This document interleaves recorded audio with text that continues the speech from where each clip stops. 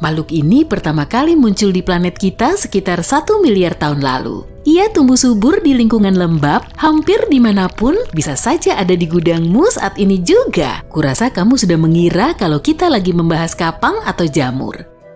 Kapang adalah sejenis jamur yang menyebar melalui partikel-partikel kecil yang bergerak di udara. Spora ini mirip biji pada tumbuhan meskipun jauh lebih kecil. Kadang spora ini bisa nempel di pakaian atau bulu hewan dan menempuh jarak yang jauh tanpa terlihat. Spora ini bahkan bisa bertahan di lingkungan keras dan mulai tumbuh saat mendarat di tempat yang cukup air, makanan, dan oksigen. Kapang memiliki banyak warna dan tiap warna mewakili jenis tertentu. Biasanya kamu bisa nemu kapang merah atau oranye di luar rumah.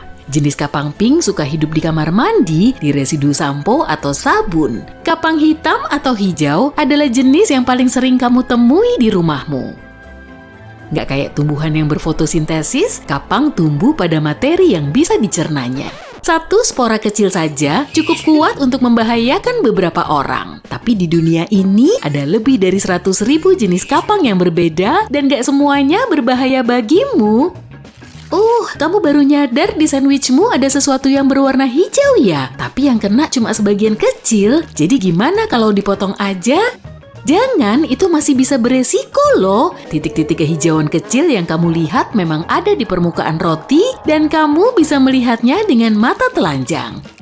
Tapi di dalam roti, yang tersembunyi mungkin aja lebih banyak lagi. Tapi kalau kamu udah terlanjur menggigit bercak hijau jamur itu, jangan buru-buru ke kamar mandi dan menggosok lidahmu dengan sabun antibakteri. Mungkin sebelumnya, kamu juga pernah nggak sengaja makan kapang. Kapang mudah tumbuh di makanan lunak berpori seperti roti, buah, dan sayuran. Jadi menelan sedikit kapang itu nggak masalah selama sistem imun kamu kuat.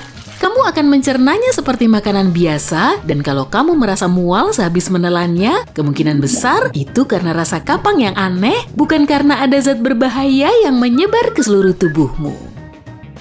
Hal terbaik yang bisa kamu lakukan kalau kamu melihat ada kapang di rotimu adalah jangan pertaruhkan kesehatanmu. Buang aja rotimu itu. Kapang suka tinggal di makanan sisa seperti daging, unggas, kaserol, biji-bijian, pasta, keju cottage dan krim, yogurt, dan krim asam.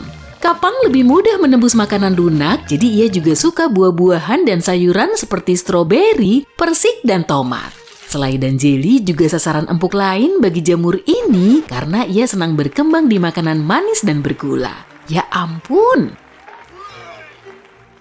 Tapi kapang nggak selalu jahat dan merusak makan siangmu kok. Kamu harus berterima kasih sama jamur ini atas rasa lezat keju biru seperti gorgonzola, roquefort, dan blue. Keju camembert dan brie nggak akan selezat itu tanpa kapang putih di permukaannya. 99,99% keju terdiri dari susu dan pembuat keju menumbuhkan kapang baik di dalam atau di luar keju tergantung pada jenisnya.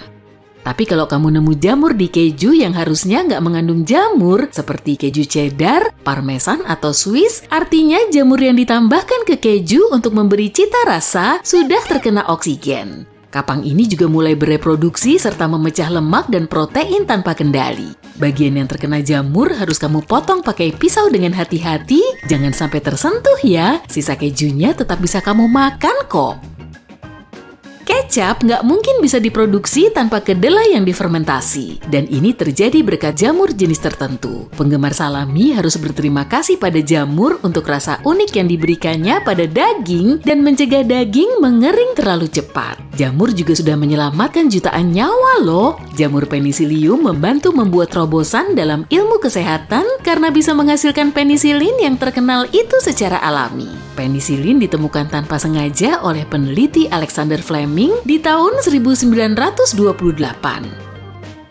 Beberapa jenis kapang juga bisa membantu kamu di kebun untuk membuat mulsa. Orang-orang yang hobi berkebun menghabiskan waktu bertahun-tahun membuat humus untuk dipakai sebagai kompos. Mereka percaya ini bisa memperbaiki kualitas tanah. Untuk mencegah kapang mengambil alih makan siangmu, simpan makananmu dengan ditutup plastik wrap di kulkas. Jangan simpan makanan yang mudah busuk di kaleng kemasannya ya, tapi masukkan ke dalam wadah kedap udara. Catat apa yang kamu simpan di kulkas, sebaiknya jangan menyimpan makanan sisa lebih dari 3-4 hari. Jaga kebersihan kulkasmu, gunakan serbet, handuk, spons, dan alat pel yang baru dan bersih. Kalau kamu mencium ada bau apek, artinya kapang sudah mulai tinggal di dapurmu dan berencana untuk mencemari makananmu.